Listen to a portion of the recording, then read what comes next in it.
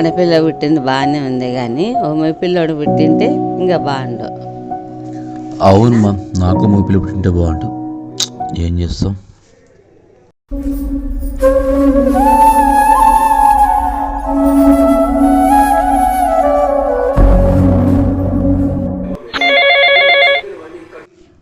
Hello, చెప్పురా.